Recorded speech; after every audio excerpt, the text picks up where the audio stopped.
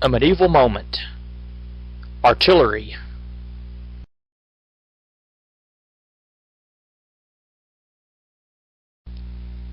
First used in 12th century China, artillery using gunpowder was first used in Europe in 1248 when the Andalusians used a Moorish cannon at the siege of Seville in what is now Spain.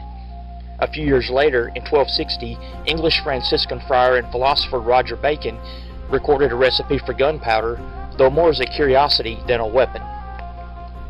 The first metal cannon, the pot de fer, essentially an iron bottle with a narrow neck, which was loaded with gunpowder and shot a large iron bolt or arrow, is first recorded in illuminated manuscripts from 1326.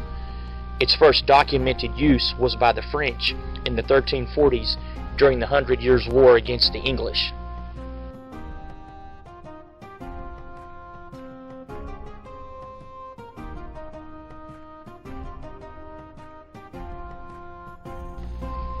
Until 1347, artillery was used primarily as anti-infantry weapons. At that time, cannon were recorded to have breached walls for the first time in Europe. However, as might be expected, there was resistance to the new technology, particularly from the knightly class, who considered it unchivalrous to blow up one's enemy from a great distance.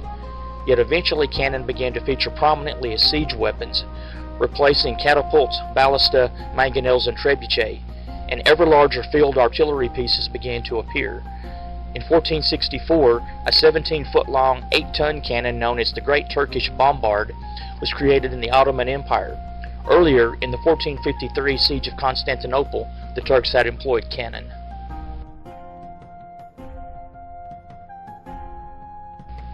The bombard, from the word bombos meaning a loud hum, was a large wrought iron cannon used in sieges, of which there were several sizes.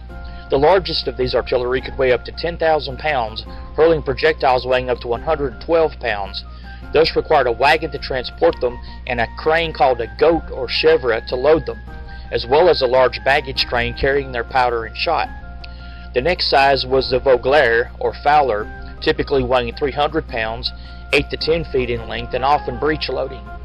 Krapoddins were smaller bombards of 4 to 8 feet long, while the often long-barreled culverins and serpentines were the smallest. By the middle of the 15th century, lighter, breech-loading field artillery was being used by the French against the English in the 100 Years' War.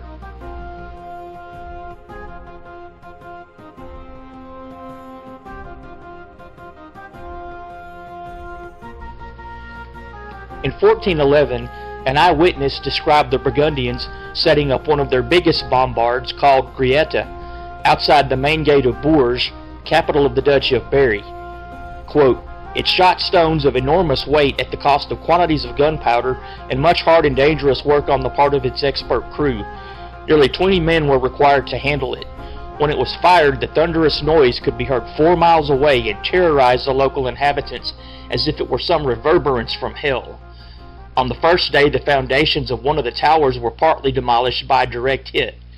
On the next day, this cannon fired 12 stones, 2 of which penetrated the tower, thus exposing many of the buildings and their inhabitants." Unquote. Early cannon could fire either stone or iron shot, with stone being cheaper and requiring less powder to fire, but it was less effective against fortifications. Early cannon could also sometimes be crude and unpredictable, as liable to explode as to hit the target. King James II of Scotland was killed in the 1460 siege of Roxburgh Castle when one of the field pieces he was standing next to accidentally exploded when it was fired. A large part of artillery's effectiveness was in its shock and awe value. The deafening noise, the smoke, and the fumes from the powder could strike trepidation into the hearts of an enemy unused to artillery.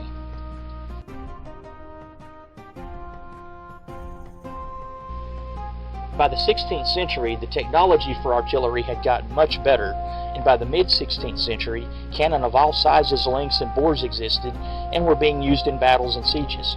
Following are some other early types of medieval artillery.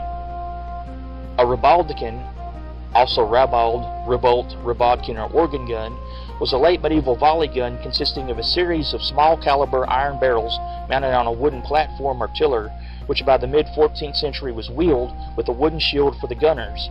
It fired a shower of iron shot. The term organ gun comes from its resemblance to the pipes of a pipe organ. Mortars first appeared towards the end of the 14th century, the English having 15 breech-loading mortars at the siege of Orleans in 1428. At first short and with a wide bore, mortars became smaller in the 15th century. By the closing years of the 15th century, cast bronze guns were superseding the earlier welded and hooped iron examples.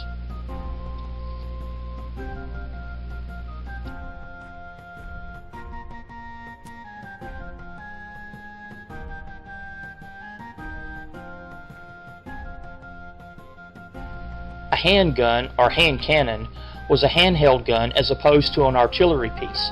Handguns were used from the 1300s through the 1530s in Europe. In 1364, the Italian city-state of Perugia bought about 500. However, handguns didn't really become common until the 15th century, and early models were more like miniature cannon with barrels of either bronze or iron mounted on a shaft. To fire, the shaft was tucked underneath the arm, and the powder ignited with a hot wire or slow-burning match held in the other hand. By mid-century, the barrel length was increased, the bore reduced, and the stock bent or curved so it could rest against the chest, and the touch hole was moved from the top to one side of the barrel.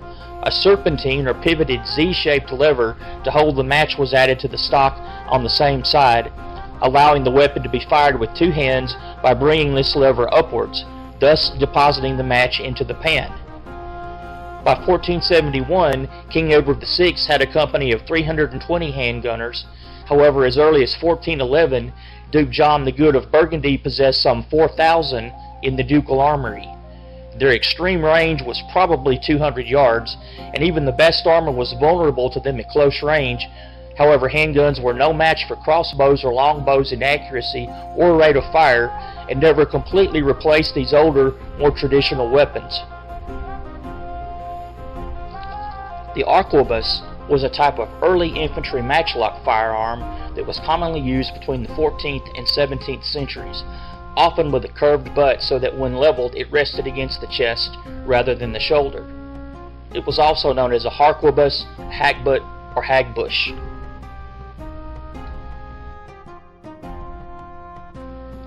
This has been a Medieval Moment with Lee Freeman.